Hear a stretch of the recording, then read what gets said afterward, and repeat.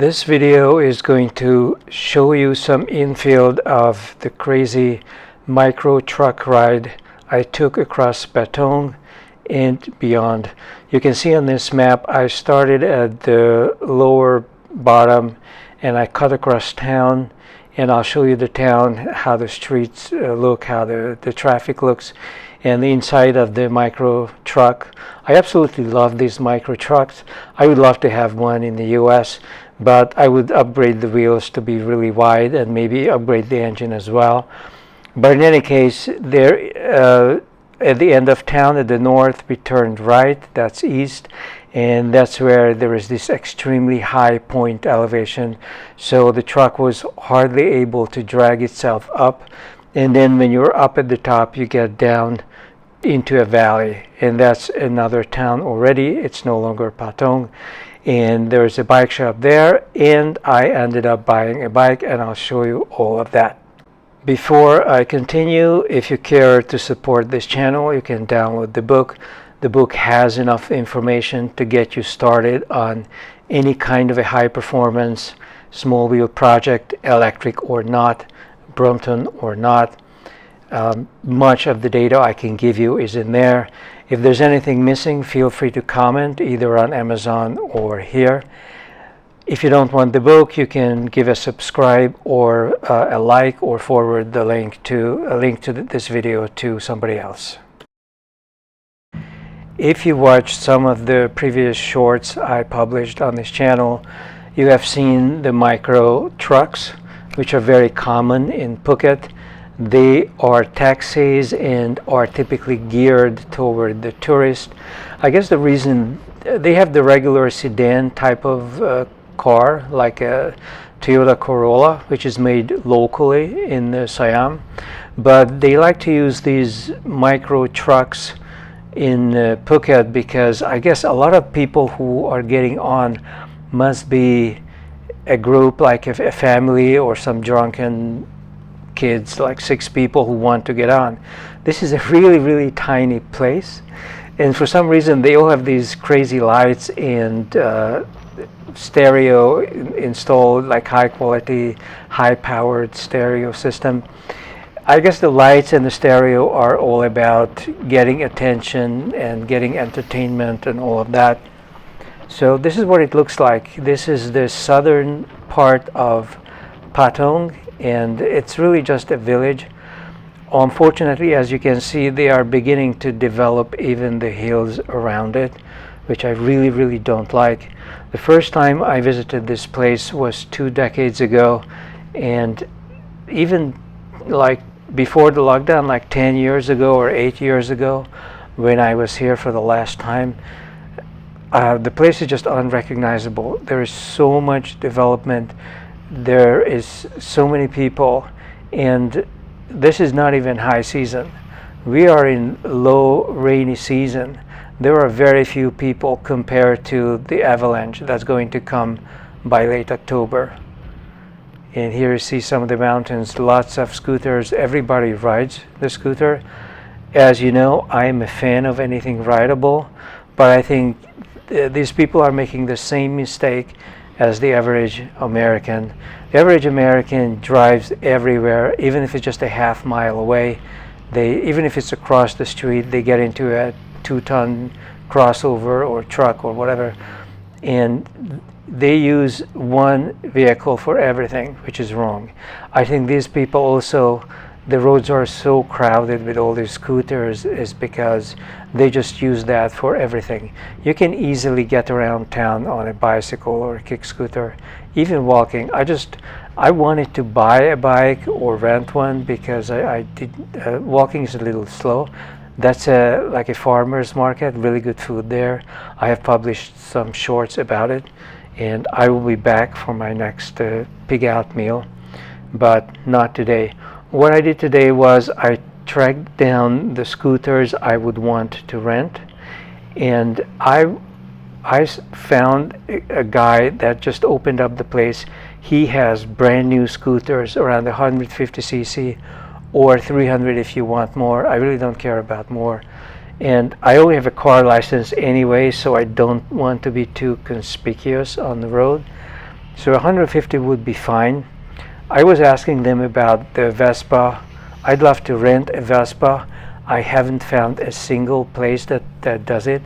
And one of the renters told me, one of the shop owners, that it's just so much more expensive and complicated than the Japanese and the Chinese scooters, that most of the shops don't want to deal with it. So I fully understand that. And I've seen some really cool Yamaha and even some Honda small scooters, 125, 150, 160, and bigger. I would say from 300 up, it gets to be mid-sized or a big scooter, and I am less interested. Although I did find an interesting rental place. This is the hospital in Patong.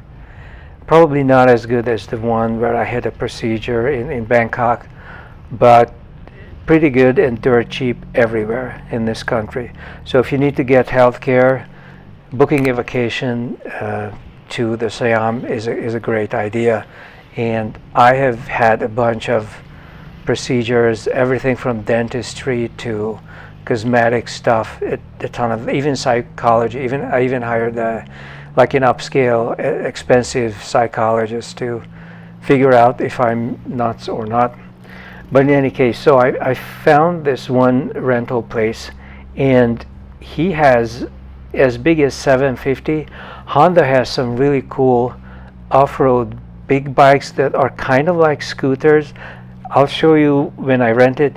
It looks like an off-road bike, but also a scooter, and it's automatic, which is important because I have some experience driving manual, not riding it. I've never done riding anything, so I'm positive if I try to ride something with a mechanical clutch, there would be a disaster, and I don't want to pay for it. So I also don't see the mechanical gearbox, like the mechanical clutch thing, as something worth learning at this point, because we are all gonna go electric anyway, even if the power source is gonna be a fuel generator or whatever it's gonna be. But simply put, the win at the car race earlier this year clearly demonstrates that a series hybrid, even if it's powered by a gasoline engine but run off of electric motors, is simply superior to everything else. So enough said. Manual shifting is not worth learning. It's too late, and I'm not going to do it. I want automatic, even if it sounds wimpy. In any case, whenever I have automatic, I do the override, so I do shift. I basically use it as an auto clutch. Now with the scooters, you can't override anything because it's a CVT. It's a CVT, and I guess you are always in the most efficient mode. CVT is not a bad idea, but it requires a lot more maintenance than the clutch, because it has some kind of a flexible belt that's sliding on a cone, so it's not as solid as a chain or something more permanent. So in this town, you can rent a scooter, you can rent a car. The car is completely pointless. The roads are narrow, which I actually like. I don't like big highways because they are faster, and it's a greater chance of somebody running me over on my bike. So there are these narrow roads, but they are packed. There are too many cars, there are way too many scooters, and there is no organization in it at all. The government simply does not seem to care. And that's what you see when you look up at these developments. They are beginning to extend the villages onto the mountains, especially Patong, which is, along with Phuket City, is probably the most overpopulated area. Patong is purely for the tourist. It's not a place where a native would care to live. There is Phuket City, which is nearby, and I guess they ride the scooter over from there, which is kind of understandable because the place is very hilly. So getting uphill, even on a bicycle that has 36 gears, is not easy. So I kind of understand why they would want to be scooting around. I just don't understand why you need to get on the scooter to go a walking distance, basically. And parking is not resolved. There are scooters all over the place. As you can see, this is a Saturday. This was not even a busy weekday hour, and it's packed. Cars are all over the place. I guess I would try restricting the cars. That would make more sense. Why would anybody need to drive around in this congested area? If you have a big underground facility at both ends of the village, people could just park the car there, and that would be the end of it, and do the electric scooter rental. This is the other thing they simply haven't discovered yet, the electric scooter rental, which is everywhere in a western city, even in the US, which is kind of averse to micromobility, but it does exist. So in any case, what I ended up doing was that I took this mini truck over to that other village where there is a bike shop that I was hoping would have what I wanted, and I did pick up the bike, and I will show you the bike as well. They have some cheap locally made bikes. There is a mountain bike. The mountain bike is the most capable. It had front suspension. It had a number of gears in the rear, not so much in the front, and mechanical disc brakes. Of course, all of this is flimsy, cheap construction. The whole bike cost, I think, $140. So these bikes are so cheap, that's why a tourist like me may buy them and use them for a few weeks, few months, and then just give it to somebody. If the place had any brains, then they would buy it back from you at a deep discount. Look at that temple, really nice. There are countless of temples and shrines on the island, especially Chinese shrines, in addition to Thai Buddhism. And I will say more about that because this is very significant. There is the Phuket Vegetarian Parade, which is going to be a separate topic. But in any case, so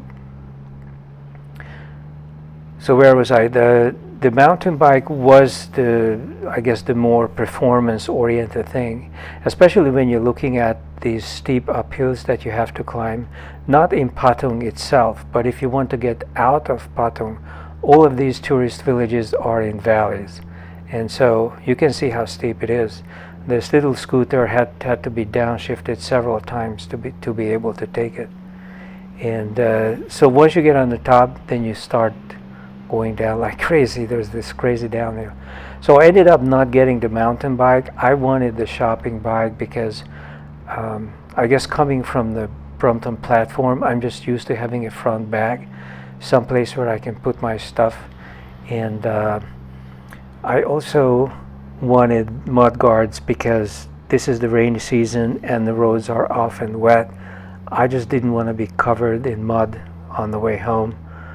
But you know, in hindsight, taking these steep downhills on the way back, I took the taxi up to the bike shop, but on the way back I rode the bicycle uphill, like coming up on this thing. I had to push it because there are no gears. There's no way anybody, maybe a professional athlete, Lance Armstrong, might be able to push himself up. I had to get off the bike and push it up.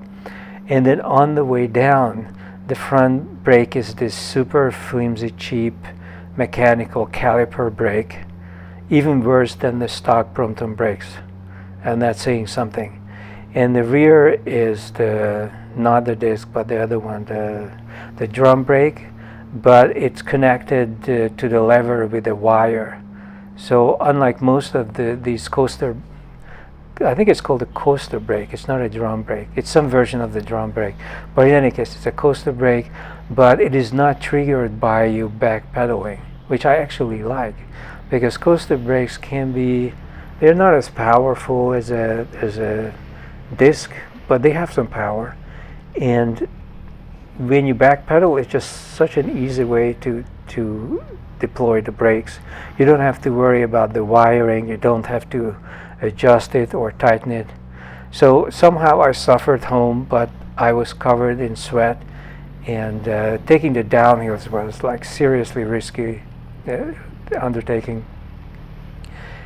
And I'm just glad that it's a new bicycle because it's definitely going to last for the 2.5, almost 3 months that I have left here, unless I change my mind and end up leaving earlier.